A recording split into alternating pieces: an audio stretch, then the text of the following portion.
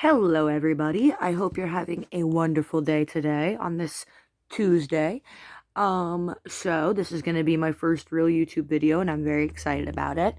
And I posted a video last night talking about like all my different interests and like asking what anybody wanted to see. And somebody said that they wanted to hear about the ghost that I was talking about.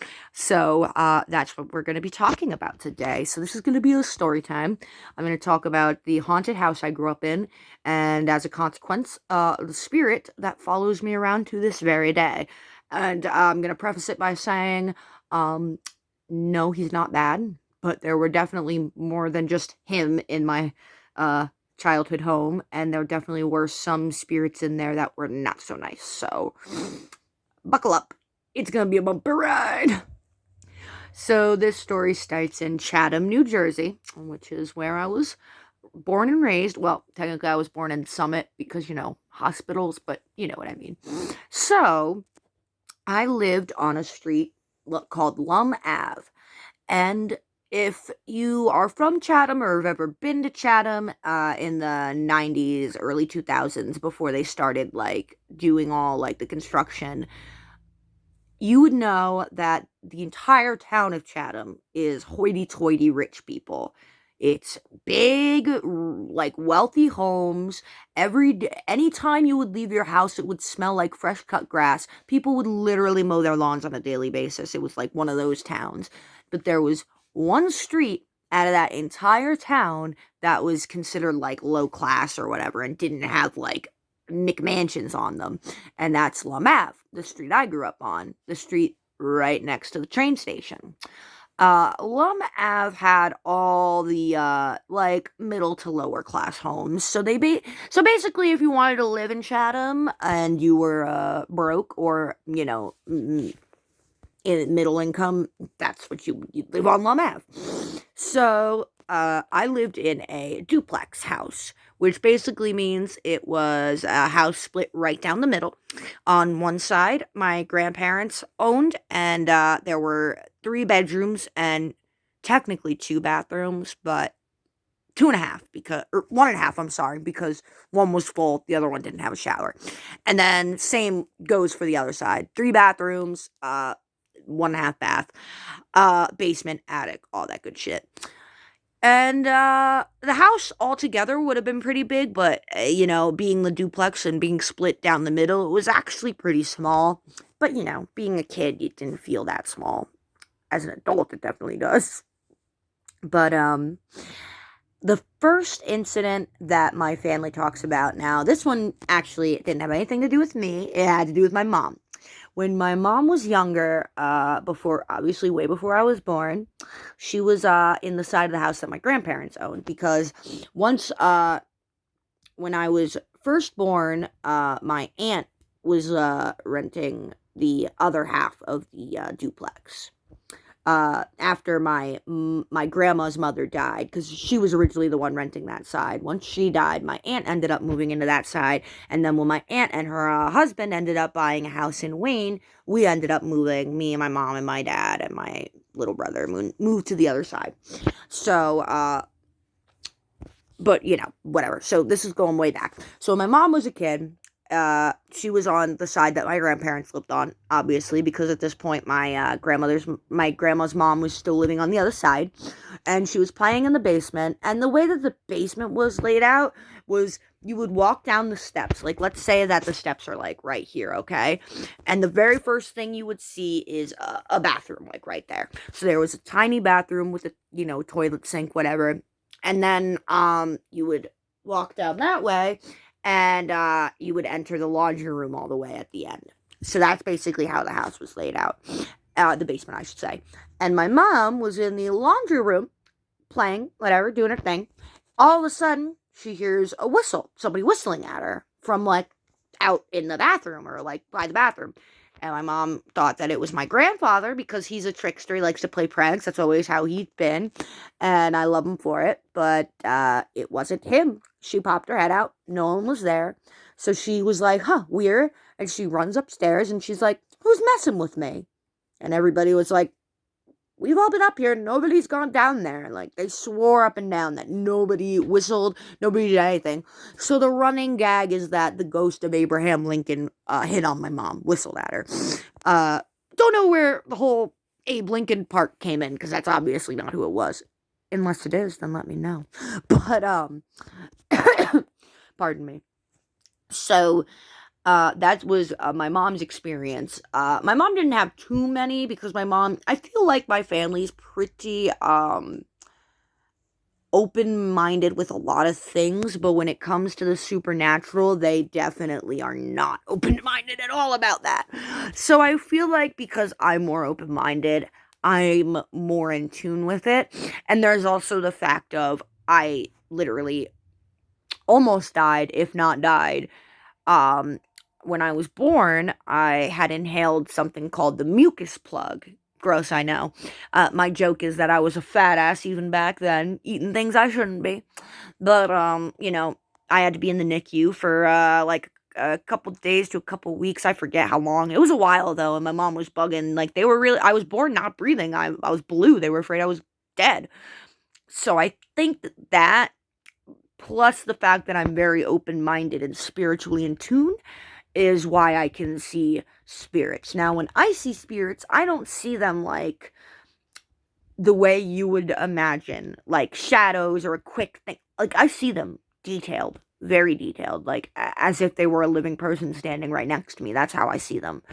Uh, Now, there are different degrees to how people can see them. Sometimes people are like me and they can see them perfectly in detail like that. Other times, people just see shadows or like an outline or whatever. And then some people don't see them at all. It really all depends. So, then there was a time when my uncle, whose room was in the attic, he was chilling. I think he was reading a book or something. I don't know. He was sitting on his bed doing something. And all of a sudden, a book that was in his bookshelf flew right onto the ground. Like, flew right out of the bookshelf. And it was in a shelf that was like jam packed with books. Like, you couldn't have fit another book in there. And if you had taken the book out, you would have had to like push all the other you know what I mean? Like, you would have had to keep them in place while you take out the other ones so they didn't all fall. That's how like tight it was.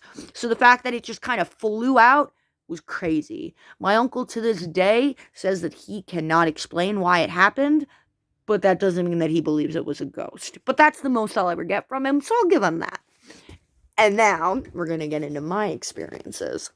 So, when I was very, very young, maybe like 4 or 5, definitely no older than like 5, I was still at this point living at my my grandmother's side, and I was getting ready for bed or whatever, and I always wanted to sleep with my grandma. I don't know why. It was like an obsession with mine. I guess I just felt safe sleeping with her, whatever the case may be.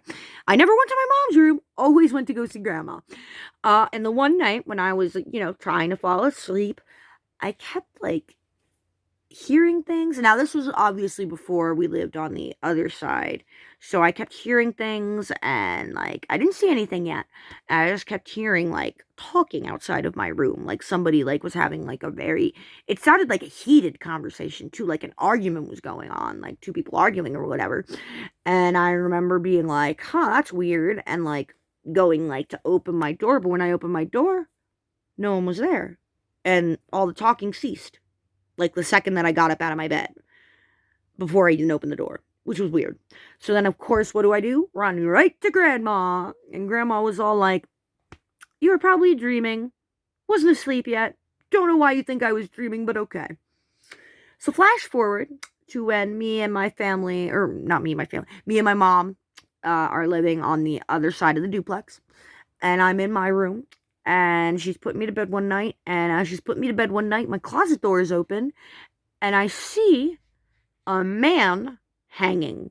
Like, whoop. And he had this, let me imitate it for you. Don't have I'm getting a tripod, so this will be good. But Pepsi worked for now. He literally would be like, just Swinging a chain, swinging a chain. So, chilling, creepy as shit, obviously, to an adult, let alone a child. So, of course, I was, like, shitting myself. I was like, Mom, there's a guy in my closet. He's hanging. He's right there. And my mom was like, ain't nobody here, girl. Closes the door, never really thinks anything of it, and she's just like, whatever, you're fine. Walks out and leaves. Now, I had many experiences like this. From that night forward, I always saw him hanging from my closet. Always when the door was open. So I would, be like, what the fuck? And of course, me being a kid and being a lot more open-minded than an adult would be, I kept thinking, you know what? Even though he has that big, scary smile on his face, I got a sense that there was something very sad about him. Obviously, a child doesn't understand what suicide is, so I did not understand the implication of him hanging. Now I do. But at that age, I didn't get it. I just got the feeling that he was sad and needed a friend. And I was the kind of person that if I thought somebody needed something and I had it to give, I would give it. I'm still that way today. I will give the shirt off my back for somebody if they need it. But I didn't really know how to go about it because I was also kind of a scaredy cat. So what I would do is I would, have, whenever I would go to bed at night, once my mom would, leave the room, I would like hide under my covers, right? Because I didn't want to see him because it was a creepy smile that scared me more than anything. So I would like hide, but I would start talking to him. I'd be like, hello, sir. I don't know what you want from me, sir, but, whatever. And I literally, like, in my sweet little kid voice was basically explained to the ghost that I was afraid of him and the way he looked. And I didn't think anything of it until the next night rolled around and my closet door was open. And when I saw him, he was still hanging there, but facing the other way. So I was like, I wonder if that was in response to me saying I was afraid of, like, his face or, like, if it was just a coincidence. So I was like, so, I go to bed. This time I'm keeping my covers, like, about right here, but I'm still keeping my eyes on him. And I say, I wonder if I could communicate with him. So, I start trying to talk to him. I'm like, hello, sir. Did you hear me last night? I was talking to you. And obviously the ghost, now I will say this. I see ghosts very vividly, in great detail. But there's always a catch. Because if you have a very high skill in something, then it's gonna falter in another area. So I can't hear them at all. Like, sometimes I'll hear noises, but, like, literally, if a ghost started talking to me, I could see them, and I'd be like, this is exactly what it would look like to me. Like, that's what I see. So, they're basically mute. So, I was, like, talking to him, trying to have a conversation with him, and he, like, I could tell that he was trying to talk to me, I just couldn't hear him. And so, I was like, okay, whatever. And I went to bed. And then the one night, my parents ended up, they're divorced right now, but when I was young at this point, they were still together, but starting to fight an awful lot. And I would hear them arguing all the way from up, like, in my room. Like, once my mom would put me to bed, I could hear them screaming at each other. And one night, I heard a bang, like a loud bang, like something had been thrown across the room and hit the wall. And the next morning, a chair, one of the, like, dining room chairs was busted. Like, it had hit the wall. Somebody had thrown it at the wall. And I had always assumed that it was my parents during the fight. Like, one of them got angry and threw it or something. Not at each other, I'd like to point that out. Like, my parents both have anger issues, but they would never lay hands on another person. They just destroy things, not people, if that makes sense. So don't, like, start thinking that.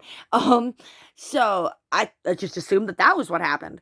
And turned out that's not what happened. They don't know. They don't know how that chair got destroyed to this day. I mean, my mom swears that my dad must have broken it, and my dad swears that my mom must have broken it. Just out of spite afterwards. But that's weird because they didn't hear it. I heard the crash. but they didn't. They only saw the chair the next morning, which I thought was very strange. But whatever. To this day, I still don't understand how that went down. But so uh, I start telling my mom more and more about this ghost that I see in my closet, and I think she's starting to, give it more of a, thought.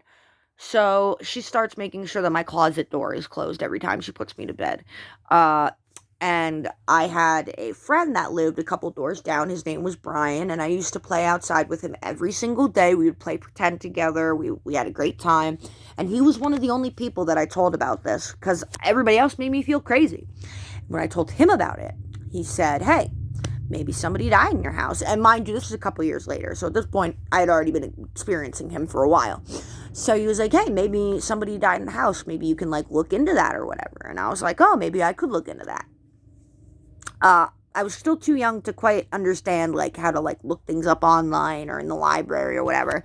But I always had that in the back of my mind. One day, I'm going to do the research. I'm going to find out if anything happened in this house.